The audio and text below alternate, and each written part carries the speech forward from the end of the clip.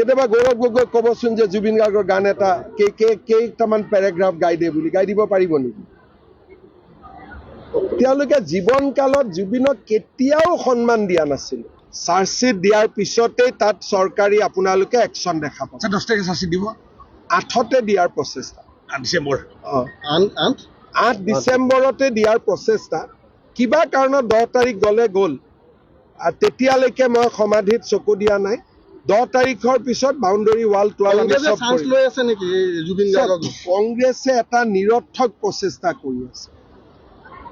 কাৰণ Zubeen Garg, Congress, BJP, CPM, CPI সকলোৰে কোনো এটা দলৰটো নহয়। তেওঁলোকে জুবিনক কংগ্ৰেছীকৰণ কৰাৰ প্ৰচেষ্টাটো সেইটো কোনো মানুহে ভাল নাপায়। কাৰণ তেওঁলোকৰ এই প্ৰচেষ্টাৰ কাৰণে 2টা ভোট কমিব, 2টা ভোট নাবাঢ়ে। কেতিয়াবা গৌৰৱ গগৈ ক'বচোন যে জুবিন গাৰ্গৰ গান এটা কেইটামান পেৰাগ্ৰাফ গাই দে বুলি গাই দিব পাৰিব নেকি? তেওঁলোকে জীৱনকালত জুবিনক কেতিয়াও সন্মান দিয়া নাছিল।